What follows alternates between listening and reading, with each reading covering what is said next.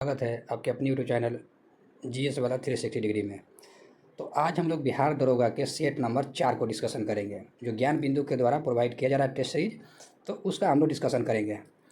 और अगर सेशन अच्छा लगता है तो चैनल को जरूर सब्सक्राइब कर लीजिएगा। तो टाइम वेस्ट बेदा किए हुए देखते हैं क्वेश्चन नंबर पहला।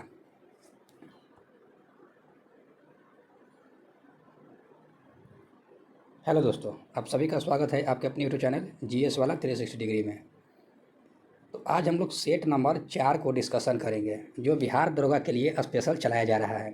तो यहाँ से हम लोग जो भी टेस्ट सीरीज चल रहा है उसका हम क्वेश्चन डील करेंगे। तो चलिए, सेशन अगर अच्छा लगता है तो चैनल को ज़रूर सब्सक्राइब कर लीजिएगा, ताकि हम वीडियो जब भी अपलोड करें आपको उसका नोटिफिकेशन मिल जाए। तो चलिए, आज का पहला क्वेश्चन है कि मेंडल ने आनुवंशिकता से संबंधित प्रयोग मटर के पौधे पर किया था। यह बिल्कुल सही है। अगला क्या कहता है कि मेंडल के आनुवंशिकता के नियम केवल पौधे पर लागू होता है, जंतु पर नहीं। यह कथन बिल्कुल गलत है। जंतु पर भी लागू होता है। जंतु में किस पे? तो जो लैंगिक जनन करता है उस पर लागू होता है। ठीक है, तो यहाँ से ये जो है दूसरा कथन गलत हो जाएगा। तो केवल कौन सही हो जाएगा? तो केवल पहला सही हो जाएगा। अगला क्वेश्चन क्या है कि निम्नलिखित में से कौन सा कथन सही नहीं है, यानी कौन कथन इसमें से गलत है। तो पहला क्या था, लिटमस पत्र पर साबुन के घोल का कोई प्रभाव नहीं पड़ता है। ठीक है, क्या कहता है कि साबुन घोल पर इसका प्रभाव नहीं पड़ता है, तो यह कथन सही है। ठीक है, अगला, लाल लिटमस पत्र को साबुन नीला कर देता है। ठीक, ये भी कथन सही है। अपमार्जक की प्राकृतिक क्षारीय होती है, ये भी कथन सही है। तो अपमार्जक की प्राकृतिक अम्लीय होती है, यह कथन गलत है, क्योंकि अपमार्जक के जो प्राकृतिक होता है वो क्षारीय होता है। तो हमारा आंसर क्या हो जाएगा? ऑप्शन नंबर डी हो जाएगा। अगला क्वेश्चन है कि निम्नलिखित में से कौन सा जो है एक चुंबकीय क्षेत्र के रेखाओं का गुण नहीं है। चुंबकीय क्षेत्र का जो रेखा का गुण इसमें से कौन सा जो है नहीं है। तो पहला का, चुंबकीय क्षेत्र रेखाएं चुंबक के उत्तरी ध्रुव से निकलकर दक्षिणी ध्रुव में मिलती है। यानी यहाँ पे चुंबक मान के चलिए कि नॉर्थ और साउथ पोल है, तो यहाँ से उत्तर से मिलकर दक्षिण में आता है, इधर से उत्तर से मिलकर और यहाँ दक्षिण में आकर मिल जाता है। तो ये कथन बिल्कुल सही है। उसके बाद, चुंबकीय क्षेत्र रेखाएं एक बंद वक्र बनाती है। तो बिल्कुल वक्र बनते हैं, क्योंकि यहाँ से ऐसे आता है, इसमें आता है, फिर यहाँ से लेफ्ट से यानी नॉर्थ से आता है, साउथ में एंट्री कर जाता है, फिर यहाँ से साउथ से नॉर्थ में आता है, फिर बाहर निकलता है। ये वक्र के रूप में रहता है। यह भी कथन बिल्कुल सही, ये भी कथन सही है। अगला कहता है, ध्रुव के निकट चुंबकीय क्षेत्र रेखाएं पास पास होती है। तो ध्रुव के जो निकट होता है चुंबकीय क्षेत्र का रेखा पास पास बिल्कुल होता है, इसीलिए ध्रुव पर जो है चुंबकत्व की जो शक्ति होता है ज़्यादा होता है। चुंबकीय क्षेत्र रेखाएं एक दूसरे को समकोण पर काटती है, यह कथन बिल्कुल गलत है। और कथन हमारा यही पूछ रहा है कौन सा जो गुण इसमें से शामिल नहीं है, तो हमारा डी आंसर हो जाएगा। अगला क्वेश्चन कहता है कि निम्नलिखित में से कौन एंड्रोजेंस हार्मोन है। एंड्रोजेंस हार्मोन इनमें से कौन सा है? तो एंड्रोजेन हार्मोन होता है वो नर लिंग हार्मोन होता है। ठीक है, तो यहाँ से इसमें से कौन होगा? तो टेस्टोस्टेरोन होता है, जो एस्ट्रोजेंस हार्मोन होता है। अगला क्या क्वेश्चन कहता है, कूट में है। तो कूट में जब है कि विद्युत चुम्बकीय विकिरण के लिए तरंगदैर्घ्य के बढ़ते हुए क्रम को सही दिशा में कौन सा विकल्प सही है। तो बढ़ते हुए क्रम में जो है सही कौन सा हो जाएगा? तो ये हमारा एक्स किरण हो जाएगा, दृश्य हो जाएगा, अवरक्त हो जाएगा और माइक्रो हो जाएगा। ऑप्शन नंबर डी हो जाएगा। अगला क्वेश्चन क्या कहता है कि रीना तथा मीना ने अपने फार्म हाउस में एक जंतु को देखा। रीना ने उसे कीट कहा, जबकि मीना ने उसे केचुआ कहा। तो निम्न उस लक्षण की पहचान कीजिए जिससे यह सुनिश्चित हो सके कि जंतु कीट ही है। तो किससे पता चलता है? तो इसका जो पता चलने का तरीका है वो क्या है? ऑप्शन हम लोग देखेंगे। तो ऑप्शन में देखेंगे तो किसके कारण होता है? तो ये जो हमारा किसके कारण होता है? तो ऑप्शन नंबर डी हो जाएगा, जोड़े में उपांग या संयुक्त उपांग के कारण होता है। ठीक, अगला क्वेश्चन की तरफ बढ़ते हैं। कहता है, जब नींबू का रस बेकिंग सोडा पर गिराया जाता है तो तीव्रता के साथ बुलबुले बनते हैं, क्योंकि मुक्त होने वाली गैस होता है। जब बुलबुला बनता है तो कौन सा गैस उत्पन्न होता है? ठीक है, तो ये जो गैस उत्पन्न होता है ये गैस होता है कार्बन डाइऑक्साइड होता है। अगला क्वेश्चन क्या कहता है, इसको हम थोड़ा मिनिमाइज कर लेंगे। निम्नलिखित में से कौन एक वेग का समान शून्य त्वरण दर्शाता है? तो शून्य कौन दर्शा रहा है? तो हमारा ऑप्शन नंबर ए जो है शून्य दर्शा रहा है। वेग भी और समय भी क्या है? समान है। अगला क्वेश्चन क्या कहता है कि यहाँ से न्यूमेरिकल है, तो न्यूमेरिकल आप लोग जरूर बना लीजिएगा। तो इसका आंसर हम बताते हैं 150 मीटर होता है। अगला क्वेश्चन है कि निम्नलिखित में से कथन विचार करना, यहाँ सबसे पकड़ना क्या है, सही पूछ रहा है, कौन सा कथन सत्य है। तो सत्य कथन जो हो जाएगा, तो सबसे पहले पढ़ना है क्या कि पारिस्थितिकी तंत्र में अजैविक घटकों के बिना जैविक घटकों का अस्तित्व संभव नहीं है, बिल्कुल सही है। अगला क्वेश्चन, विभिन्न पारिस्थितिकी तंत्र के अजैविक तथा जैविक घटकों में अंतर हो सकता है, ये भी कथन सही है। अगला कहता है कि विभिन्न पारिस्थितिकी तंत्र के जैविक घटकों एक समान रूप में अनुकूलन पाया जाता है, एक समान अनुकूलन नहीं पाया जाता है, क्योंकि जैविक घटक में जो है भिन्न भिन्न स्थानों पे भिन्न भिन्न अनुकूलन होता है। तो ये कथन गलत हो जाएगा। तो ऑप्शन नंबर हमारा कौन सा हो जाएगा, तो 1 और 2 हो जाएगा, तो ऑप्शन नंबर बी हो जाएगा। अगला क्वेश्चन क्या कहता है कि निम्नलिखित पर विचार करना है, कौन सा कथन सत्य है।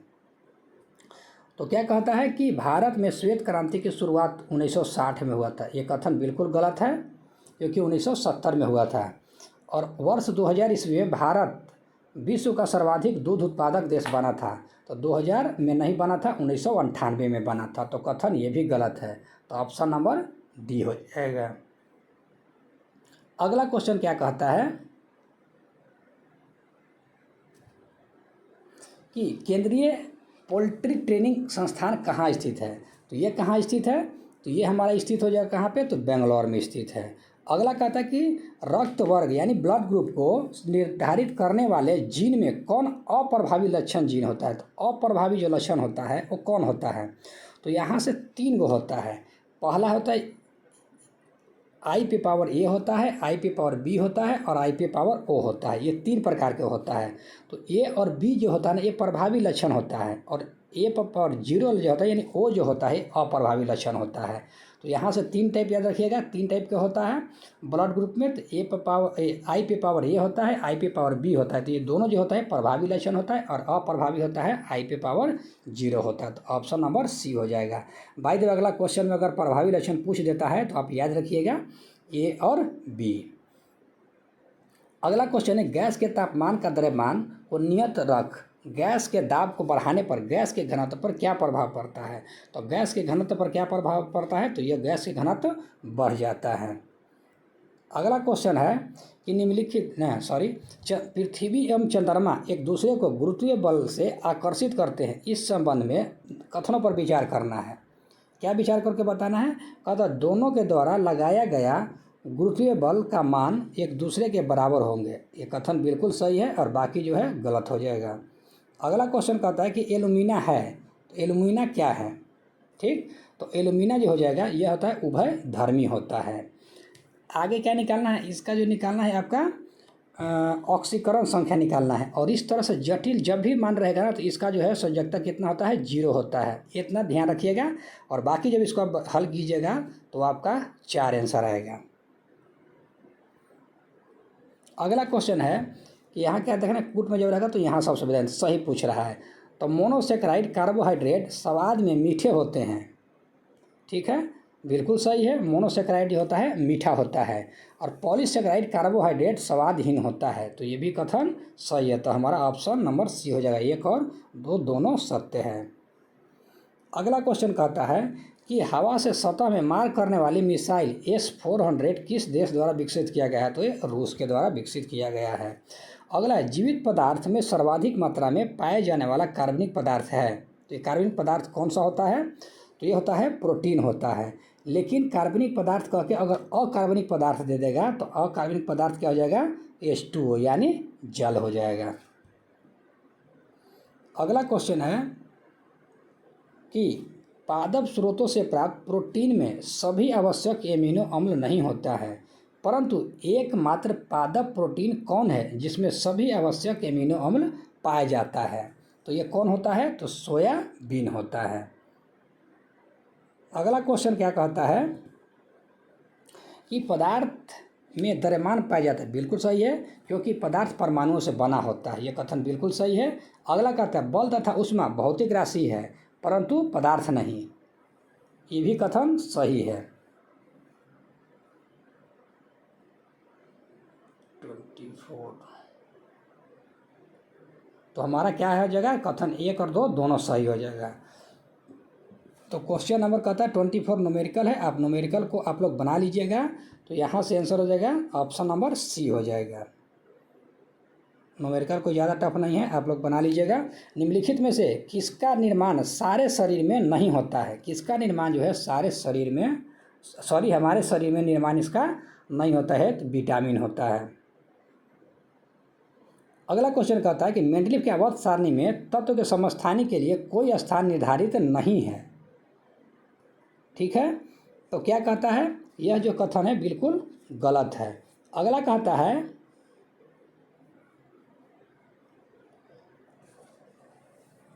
नहीं नहीं नहीं नहीं, ये कथन सही है, ये गलत नहीं, ये कथन जो है सही हो जाएगा। ये कथन जो है बिल्कुल सही है। अगला कहता है आधुनिक आवर्त सारणी में सभी तत्व समस्थानिकों हेतु कोई स्थान सुनिश्चित नहीं किया गया। ये कथन गलत हो जाएगा। ऑप्शन नंबर ये एक सही हो जाएगा। अगला क्या कहता है कि निम्नलिखित में से कौन सा ग्राफ ओम के नियम को प्रदर्शित करता है? तो ओम के नियम को जो प्रदर्शित करता है, तो ओम के नियम को प्रदर्शित कौन करता है? तो भी समानुपाती आई आर वाला जो है। ठीक है, तो ऑप्शन नंबर डी हो जाएगा। अगला क्वेश्चन है कि पर्णमूल किस में पाया जाता है? पर्णमूल जो है किस में पाया जाता है? तो ब्रायोफिल्स में पाया जाता है। किस में होता है? तो ब्रायोफिल्स में पाया जाता है। अगला क्वेश्चन है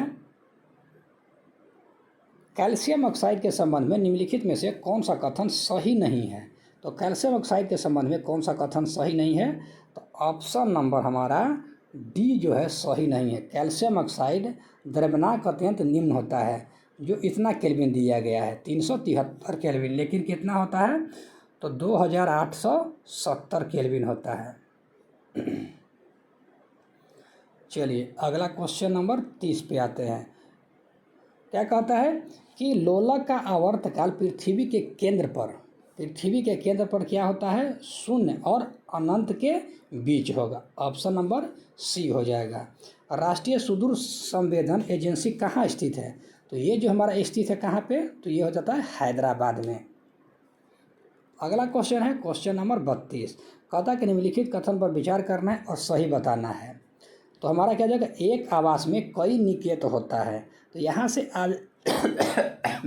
आवेश और निकेत का मतलब क्या होता है आप लोग को पता है तो ठीक है, नहीं है तो आपको बताते हैं। जैसे मान के चलिए कि पटना है, और पटना जो हो गया मान के चलिए पूरा आवास हो गया, और उसमें कहीं मान के चलिए कि आपका एक जगह घर है, तो वो आपके लिए निकेत हो जाएगा।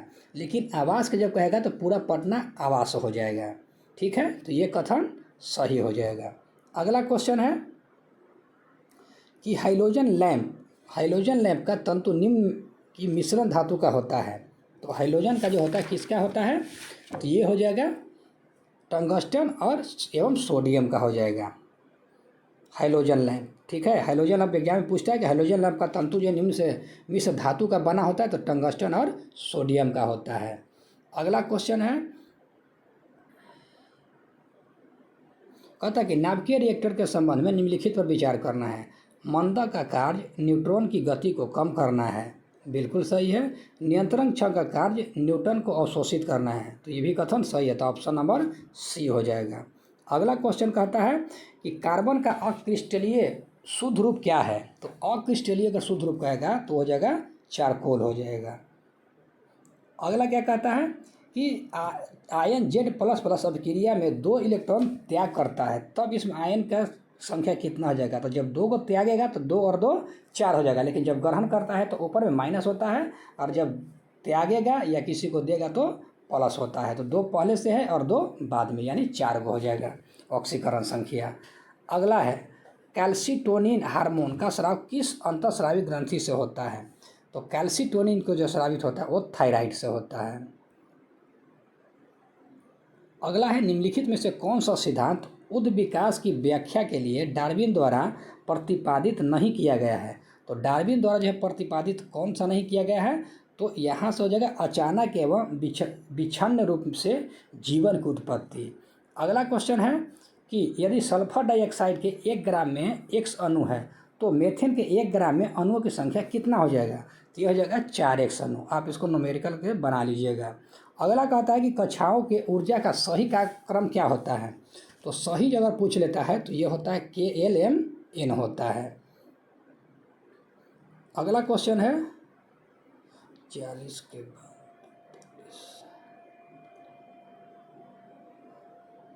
अगला क्वेश्चन है कि नाखून पॉलिश परिमार्जक में क्या रहता है? तो इसमें क्या रहता है? तो एसीटोन रहता है।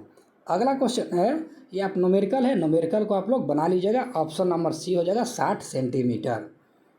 उसके बाद 43 भी है न्यूमेरिकल, इसको भी आप लोग बना लीजिएगा, इसका 25 हो जाएगा। ठीक है।